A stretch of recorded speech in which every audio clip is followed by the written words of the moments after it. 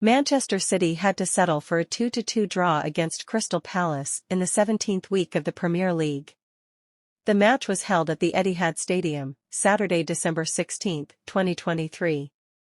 The host Manchester City appeared aggressive from the first minute. The attack created by Bernardo Silva and his friends made the visiting team was under pressure and played defensively, but the attack from Pep Guardiola's team finally bore fruit in the 23rd minute. Jack released successfully to break the deadlock in the 28th minute. Gvardiol almost doubled Manchester City's lead, but his shot was still blocked by Henderson. Pep Guardiola's troops were in full control of the match towards the end of the first half, but no additional goals were scored until the first half had finished entering the second half. Julian Alvarez managed to score a goal with a free kick in the 5th to 2nd minute, but the goal was disallowed because Rodri was caught in an offside position 2 minutes later. Really succeeding in doubling the lead to 2-0 was Rico Lewis, who this time got his name on the scoreboard. Lewis was in the ideal position to shoot the ball from close range in a chaotic situation. Lewis' hard kick succeeded in tearing Palace's goal net, but Palace's quick Crystal attack in the 2nd minute. -76 succeeded in punishing Manchester City's less-than-solid defense. Chris Richards' long pass was successfully controlled by Jeffer Club, who pushed to the left side of the penalty box and then released a horizontal pass towards the front of the goal, which was successfully grabbed by Jan-Philipp Mateta. Score 12, making the match fierce again. Manchester City pressed and widened the lead to secure 3 points at home. The disaster for Manchester City occurred during injury time. The referee pointed to the spot for Crystal Palace after Mateta was brought down in the penalty box. Michael Ollis, who was appointed as the executioner, did not waste the opportunity to shoot towards the left of the goal. Anderson was able to anticipate it and make the score draw 2-2. Manchester City is indeed in an unconvincing performance. Many people think that Manchester City's poor performance is the result of the absence of Kevin De Bruyne, who is one of the masterminds of City's game as we know. Kevin De Bruyne is in the middle. Suffered a serious injury which forced him to be absent until the end of the season.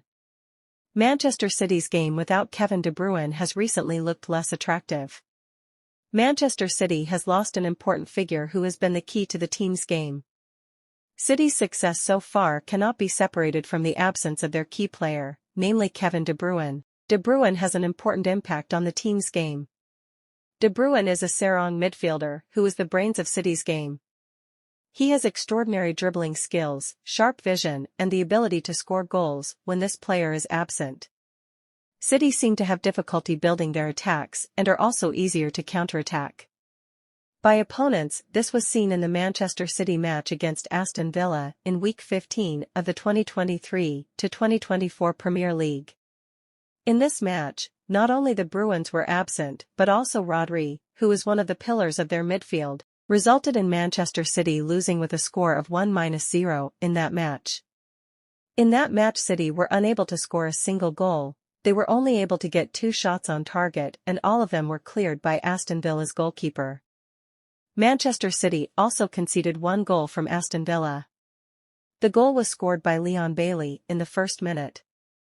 These 74 defeats are proof that Manchester City is very dependent on Rodri and De Bruyne.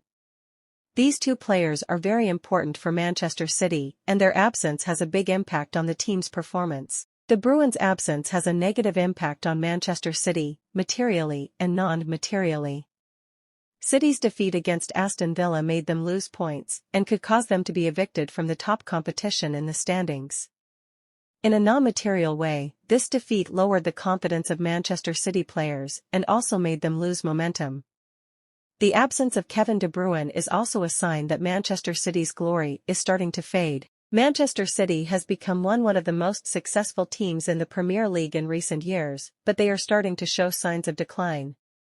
Manchester City have not won the English League title consecutively since 2018 to 2019, even this season they are still unable to top the standings because they lost on points to Liverpool, Arsenal and Aston Villa. Manchester City even had a very bad trend after they failed to win in 4 Manchester City matches, being held to a draw by Chelsea with a score of 4-4, then forced by Liverpool to draw 1-1. matched by Tottenham with a score of 3-3 and defeated by Aston Villa.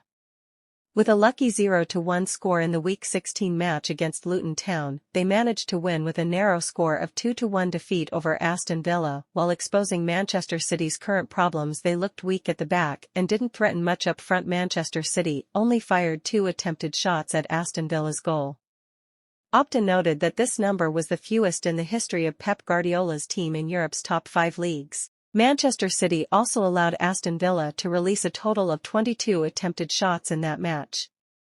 This figure was among the most faced by Guardiola's team. Even in the match against Luton Town, they were only able to win narrowly with a score of 2-1, even though Luton itself has the status of one of the bottom teams in the English Premier League. Now, after Manchester City's draw against Crystal Palace, they have fallen to 4th place in the standings. Meanwhile, in the Premier League with a score of 34 points, Manchester City is below Liverpool, who is at the top of the standings with 37 points. Arsenal is in 2nd place with 36 points, and Aston Villa with 35 points. These 3 clubs also still have one match